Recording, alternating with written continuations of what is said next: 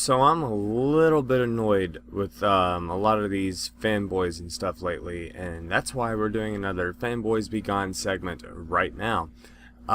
This particular instance, it's not really aimed at hardware per se, but it's probably going to bleed in just a little bit. Anyways, I'm going to make it as quick as I possibly can. This time, it's the topic of the next Tomb Raider video game. I believe it's the return or something like that of the Tomb Raider. I can't remember exactly what it is. At any rate, I'm seeing stuff plastered all over my personal Facebook, all over all this IGN, all the PC Gamer, all the sites I'm on. Anyway, the most common complaint is, ironically, from the PlayStation camp. It's not Nintendo. Nintendo kind of doesn't give a shit at this point, but Nintendo, sorry, is 4 o'clock in the morning. I'm sorry. Anyway, Sony fanboys, the PlayStation fanboys, are so pissed off with Square Enix and Crystal Dynamics that they are really, really mad because they're misconceiving the word delayed exclusive for, guess what, you have a PlayStation, we can't help you, sorry, you're shit out of luck. That is retarded, first of all. You're not mentally challenged, you're just an idiot. And I just posted a comment on my personal Facebook once again, and I would like to read it because I actually was very happy with how it came out. My first thing I said, and I'm just going to ignore everything I said about me should I do, since I'm doing it anyways. I basically said I was going to do a video on why fanboys need to shut up about Microsoft getting a delayed exclusive for the next Tomb Raider game. And then I decided to play out a couple of notes, for people to take into context. The first one was Square Enix is not a company loyal to anybody. As in, they are not contracted for the sole production of a series. An example of a company that would be Rare when Nintendo owned them or had pretty much exclusive rights to them, like Conker's Bad Fur Day, Banjo-Kazooie, what else did Rare do? Pretty much anything in that department, Rare. When Rare went to shit, Microsoft picked it up. So guess what? Any game in the Rare library, Microsoft can make. Ooh, God forbid you want to play Banjo-Kazooie on Xbox Live. Ooh, guess what? I have both of them, and I have the original cartridges for the N64. I'm not butthurt. In fact, I was very pleased that I got those. And they were brought up to HD specs. Great. Anyway, that was before anything else. Note number 2. Delayed exclusives are not to be mistaken for this platform only exclusives, meaning that it will be posted and ported with good time, which means even like GTA 4 came out holiday season last year, and PC gamers still do not have it. But there was one dude that literally sounded like this. They kept saying, we don't want PlayStation we don't want games like this that go on PlayStation, and we don't really care for it being on Microsoft's Xbox, but I guess we have to take it anyway. But we don't want PC gamers to get it just because that would teach them a lesson about stealing and piracy. When personally I went to a torrent search engine a week after the game came out, it had like 500,000 individual torrent downloads. I don't even know the number exactly, but I know several of them had thousands and thousands of uploaders and downloaders. They were for all Xbox 360 and PS3. All. Why? Because we don't have it on PC yet. But we also have a funny thing called Steam that we don't want to lose thousands of dollars worth of games, in my case literally thousands of dollars, over a botched copy. Go out to the freaking GameStop and pay $60 for it. Oh, by the way, don't rape your grandmother. None of us would do that. I'm a PC gamer. I was a console gamer for the first 22 years of my life. I am 24 years old now. I've been a full-on PC gamer for only, a 16th of my lifetime? Or not even a 16th. It's more like, 1/12. Yeah, 1/12, I think. Something. I can't do math. Anyway, I'm a PC gamer now. I still have multiple 360s, multiple PS2s. I own every single generation console from PS1 through N64. I had friends and relatives that had the Segas, so I had that covered. I had the PS2, the Xbox. I have an Xbox in that closet in there, and it's an original box. I had a PS2 box, but that's gone anyway. Console loyalty is bullcrap. It's not true. It doesn't happen. The only times that really does happen is with exclusives like Gears of War. Honestly, I couldn't care less about Gears of War. Uncharted, I couldn't care less about it either. Sorry. Anyway, moving on to number 3, and I had to go on this one. Tomb Raider, and I will say this again, Tomb Raider is not a PS1 exclusive. The original Tomb Raider was not exclusive to PlayStation 1. In fact, 80% of the people that have played Tomb Raider that are fanboys believes that. I'm willing to bet that at least 80% of them that have not sat down and did their homework would believe that it was a PS1 only title. When in reality, they came out for the Sega Saturn and the computer within a, like, everywhere that it was released. North America, they were released like same day. Or if not, they were released within a week time, like 7-day period of each other. All together, within a week, all of them were available. And then Europe and Asia and everywhere else got it. Okay. There you go. So I just debunked yours right there, PlayStation fanboys. Anyway, number 4 was going back for 1 second. Final Fantasy. Ooh, wait a minute. Why am I taking a shot at Final Fantasy? Final Fantasy 7's awesome, right? Okay, well, a little bit of history lesson for you.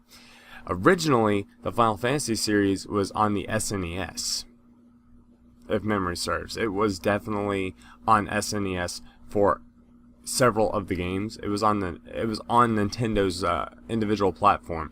The only reason that Final Fantasy VII, pretty much the only reason, I'm not sure if it's the sole reason, but the biggest reason that Final Fantasy VII was not a title that could have been on Nintendo 64's launch ticket was the fact that each one of those cartridges, the biggest ones had just under 64 megs of capacity, and that was like 3 or 4 of those games that had that, and those were the bomb diggity, and you had to have all sorts of stuff for them.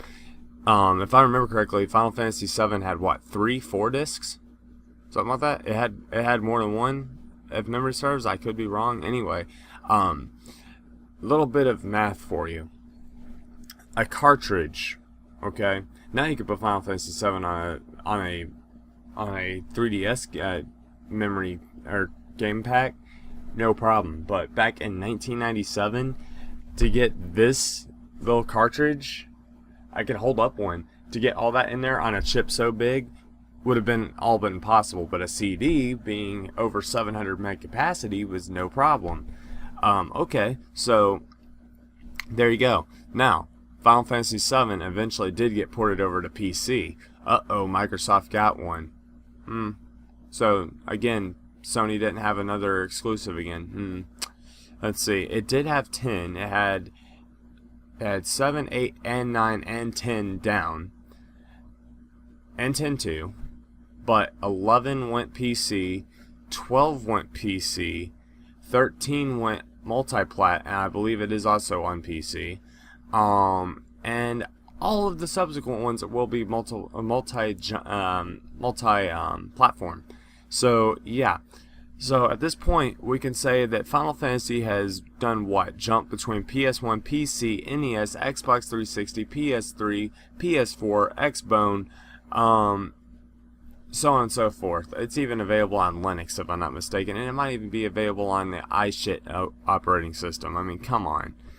Again, number 5, Resident Evil. Again, what's this console loyalty I keep hearing about? It's only good on this system. Guess what, Sony? Yes, you guys had, you definitely had Capcom in your corner on that one, but I hate to tell you this, you guys didn't have an exclusive for any of the Resident Evils either. I think all of them were available on N64 and onward. And, well, I could be wrong, but I'm pretty sure that the lion's share of the Resident Evil games, up until recent times, have been available for a Nintendo unit up until the GameCube. And then anyway, moving on to number 5, let's see. I'm one of the people that personally hates the GameCube and every single damn thing it stood for, and I would never buy one. No matter how much I liked playing Super Smash Bros. Melee, one game or two games is not enough for me to go out right now and buy a console and have to sit there and stare at it in its little cube face for like years. I couldn't do it. Anyway, you guys kept saying, and I'm aiming right at you Sony fanboys at this very particular moment, you guys kept saying that your version is the best of all Resident Evils. Okay, then why is it that the GameCube version of Resident Evil 4 is arguably one of the most popular and successful commercially and fan-based versions of that game? In fact, it's like the most critically acclaimed game of the entire series. It could just be the simple fact that they decided to start turning things into pure dog shit after 4, but, yeah, it was on GameCube. It wasn't on PlayStation 2. As successful, anyway. It wasn't just for your PlayStation 2. Keep in mind, I'm a PlayStation 2 lover. I love PS2, and I'm still sitting there taking this apart.